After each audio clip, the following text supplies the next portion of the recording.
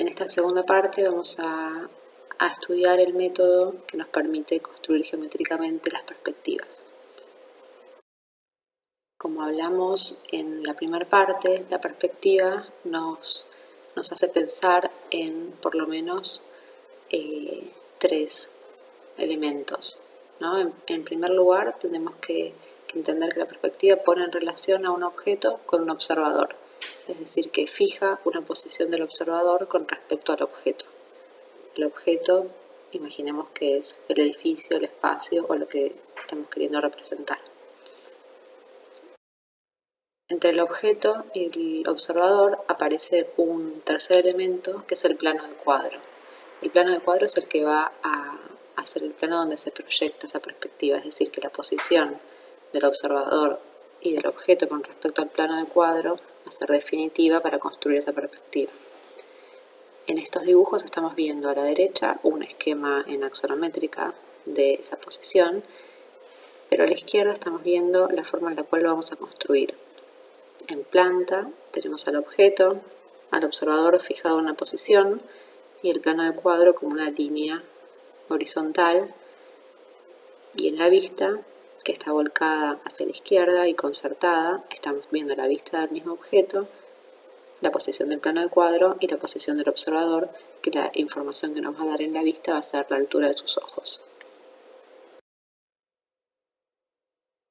La proyección de cada una de las líneas que parten de los puntos del objeto y se conectan con el ojo o con el punto central del observador sobre el plano de cuadro va a ser lo que construya el dibujo de la perspectiva, es decir, que cada vez que una línea parte del objeto y llega hasta el observador, el punto en el cual atraviesa el plano de cuadro va a ser su proyección para construir este dibujo bidimensional, pero que representa las tres dimensiones.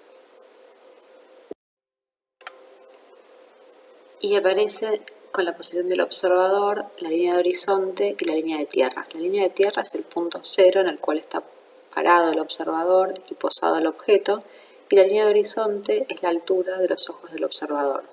Imaginemos en general que un observador está a 1,60 m, pero la variación de esa línea de horizonte va a implicar construir una perspectiva que esté posicionada más cerca del suelo y construir una clase de observación o una perspectiva a vuelo de pájaro como las que veíamos de Canaletto, que va a producir otra clase de observación.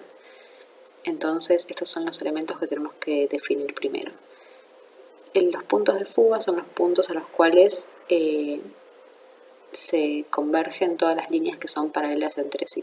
En este caso, como el objeto está girado con respecto al plano de cuadro y ninguna de sus direcciones es paralela o perpendicular a él, aparecen dos puntos de fuga, uno por cada dirección del objeto. En este caso, al ser un prisma, tiene dos direcciones preponderantes en planta y van a aparecer un punto de fuga para unas direcciones y un punto de fuga para otros.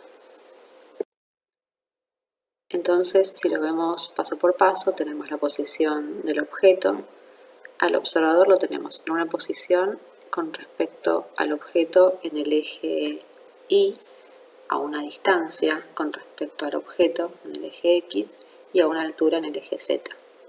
Eso nos brinda una posición fija entre objeto y observador, que va a hacer que las líneas que parten del objeto y llegan al observador sean solamente una en cada caso, y estas líneas van a proyectarse en un punto específico del plano de cuadro.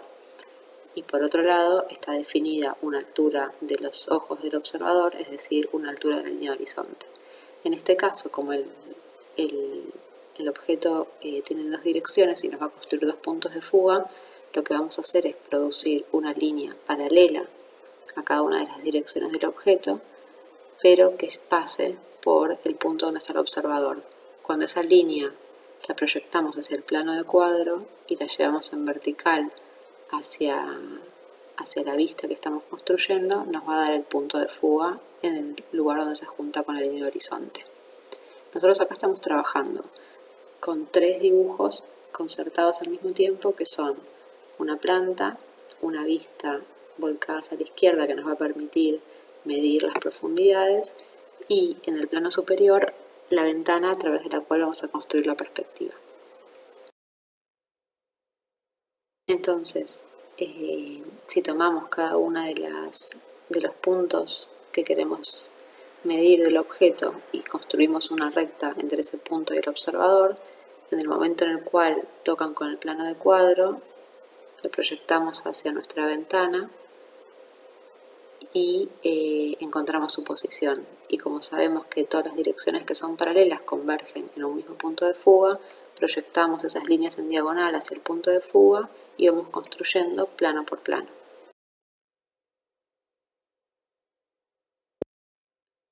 Lo que vamos a ver ahora son las variables que podemos modificar en una perspectiva. Para entender esta primera forma básica, acá vamos a hacer una perspectiva central de un punto de fuga, similar a las que van a construir ustedes. En una misma hoja vamos a posicionar la planta del objeto que queremos dibujar con su plano de cuadro, que en nuestro caso va a coincidir con una sección bidimensional, uno de los cortes que hicieron el primer cuatrimestre. Arriba vamos a posicionar la ventana, que es la que nos va a permitir ver hacia el interior, que va a ser justamente la información del corte que pasa por la línea de corte, es decir, que no vamos a dibujar nada de lo que se ve en vista por detrás, porque eso es lo que vamos a construir como perspectiva, sino que solo vamos a dibujar la delimitación de la sección. A la izquierda vemos otro dibujo que es un corte que pasa por la posición del observador perpendicular al primero, es decir, que nos va a permitir medir las profundidades de los objetos. Tanto la planta como ese corte lateral van a estar dibujados de forma bidimensional y completamente en verdadera magnitud, y la ventana y la perspectiva va a estar solamente en verdadera magnitud, lo que coincide con el plano de cuadro. Todo lo demás va a estar construido a partir del método de la perspectiva, fugándose y reduciendo su tamaño a medida que se aleja en profundidad del observador. Posicionamos al observador en un punto que define, por un lado, una posición en el eje X con respecto al objeto, si está en el centro, si está a un costado o al otro, y por otro lado, una distancia del objeto. Y en el dibujo del corte lateral vamos a ubicar al observador en esa misma posición con respecto a la distancia, pero a una altura determinada, es decir, que nos va a dar una línea de horizonte. Como los dos cortes están concertados entre sí, tanto línea de tierra como línea de horizonte como altura de objeto coinciden en un punto donde podemos con el compás llevar la información de un dibujo hacia el otro precisamente. En este caso, como el punto de fuga ya lo conocemos, nosotros podemos llevar la posición de un punto cualquiera del objeto hacia el observador a través de una recta. Cuando esa recta toca con el plano de cuadro, sabemos que ese es el punto donde se va a construir ese objeto en profundidad en la perspectiva. Llevamos esa recta hacia arriba, y como nosotros sabemos que esas dos caras son paralelas entre sí y van a fugar al punto de fuga, podemos saber que la posición del punto que está en el plano de cuadro con la del punto que está en el plano de atrás que estábamos dibujando se juntan en la dirección del punto de fuga. Entonces así vamos a construir esas caras, en este caso las dos caras paralelas, las dos caras de arriba y el plano de fondo.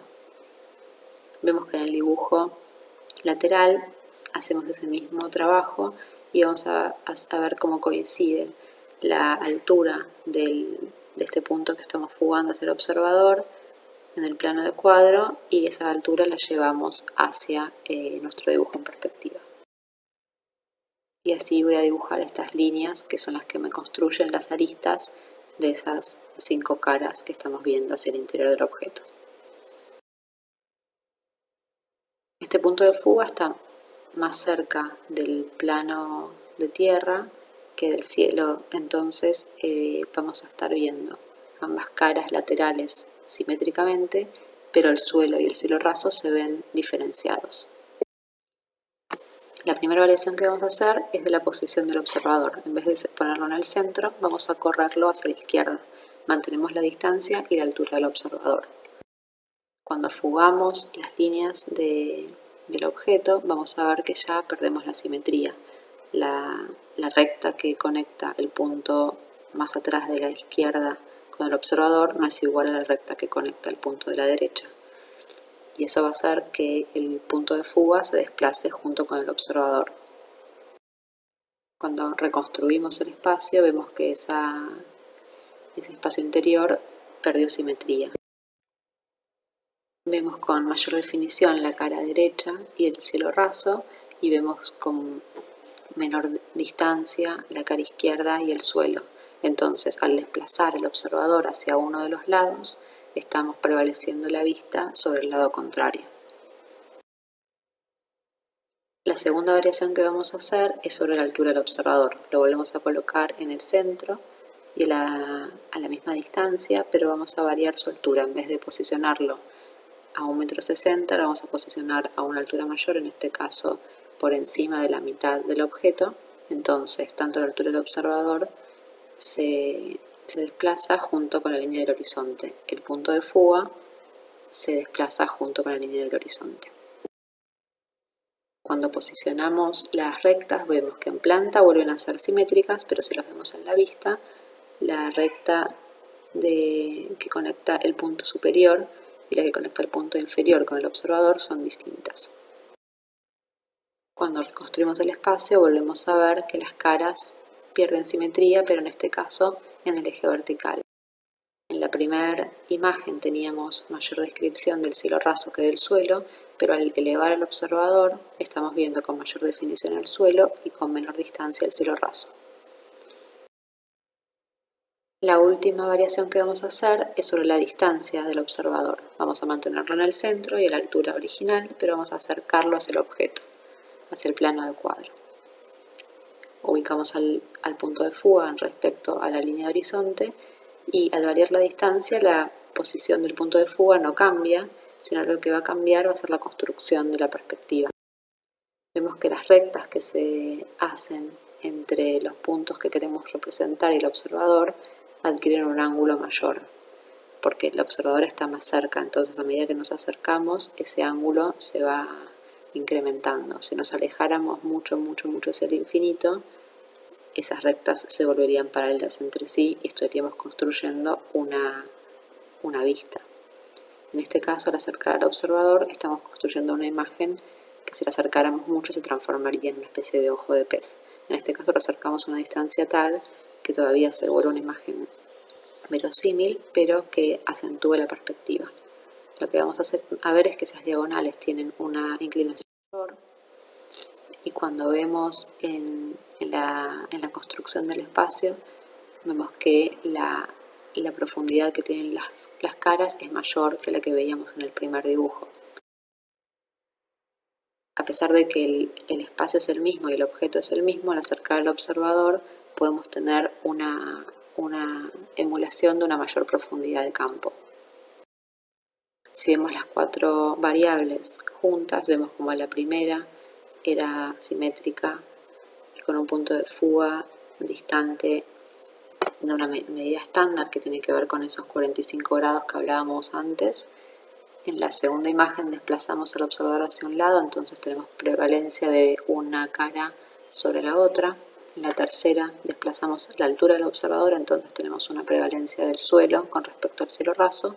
Y en la cuarta acercamos al observador al objeto, entonces tenemos mayor profundidad de campo. Podemos ver esas caras como si se desplegaran con mayor longitud y podemos describir con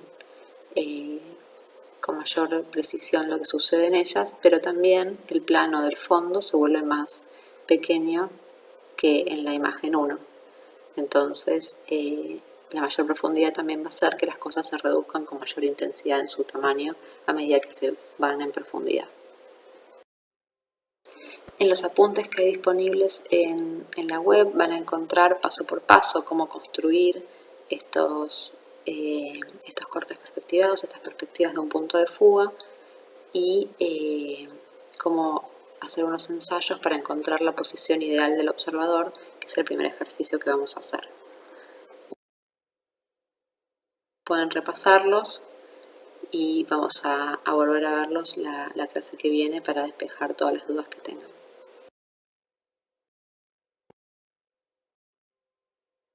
Muchas gracias, y ahora pueden seguir con la segunda parte del de la clase donde vamos a describir las consignas y el esquicio que vamos a realizar hoy.